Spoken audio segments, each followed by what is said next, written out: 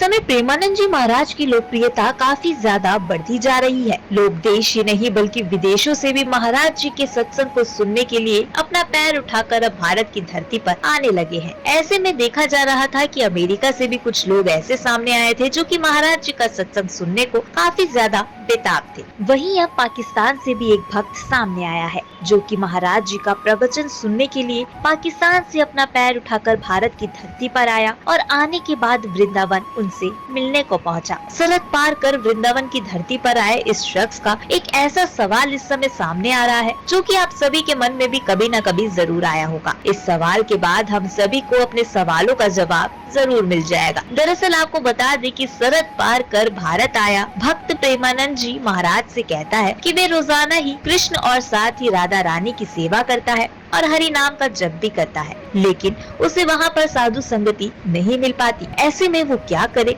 इसी के साथ वो आगे कहता है कि हमने कहीं सुना था कि मोबाइल पर सत्संग सुनने से केवल मोबाइल पर ही भगवान मिल पाते हैं और फोन पर सत्संग सुनना सही है या गलत। और ये सवाल कभी न कभी आप सभी के मन में भी जरूर आया होगा। आखिरकार हम मोबाइल पर सत्संग या भजन सुनते हैं तो क्या हमारी जिंदगी पर इसका कोई असर होता है या नहीं? हमारे लिए कितना ज्यादा फायदेमंद है? तो ऐसे में प्रेमानंद जी महाराज इस सवाल से पर्दा उठाते हुए कहते हैं कि कलयुग में यंत्रों के द्वारा साधु संगति प्राप्त हो सकती है। भारत में रहने वाला कोई भी व्यक्ति ऐसा नहीं है जो वृंदावन प्रत्येक दिन जाता हो और सत्संग सुनता हो। यानी कि हर कोई आजकल अपनी जिंदगी में इतना ज्यादा व्यस्त है कि उसके पास समय है ही नहीं। और ऐसे में जरूरी नहीं कि वृंदावन आकर ही सत्संग सुना जा सके। इसलिए हमने श्री जी की आरती, सत्संग, सेवा इत्यादि सब कुछ सोशल मीडिया पर डालना शुरू किया है ताकि आप सभी रोजाना इसे सुन सके और अपने आचरण में भी ला सके। आगे महाराज जी कहते हैं कि आपको वृंदावन का आनंद इसे देखकर अब फोन पर भी मिल सकता है। इसके अलावा पाकिस्तान से आए शख्स को महाराज जी कहते हैं कि पाकिस्तान तो अपना ही घर है। बांग्लादेश और पाकिस्तान ये सभी भारत का ही हिस्सा तो है और साथ ही कुछ लोग अमेरिका से भी बैठकर सत्संग सुना करते हैं। बस मोबाइल के दोष से हमें बचना चाहिए और मोबाइल का दोष इतना है कि इससे नई पीढ़ी बर्बाद हो सकती है। महाराज जी कहते हैं कि ऐसा नहीं है कि सिर्फ सामने बैठकर ही सत्संग सुनने से आपको इसका लाभ होगा। मोबाइल से सत्संग सुनने पर भी बुरी आदतों को त्यागा जा सकता है। इसलिए हम आपको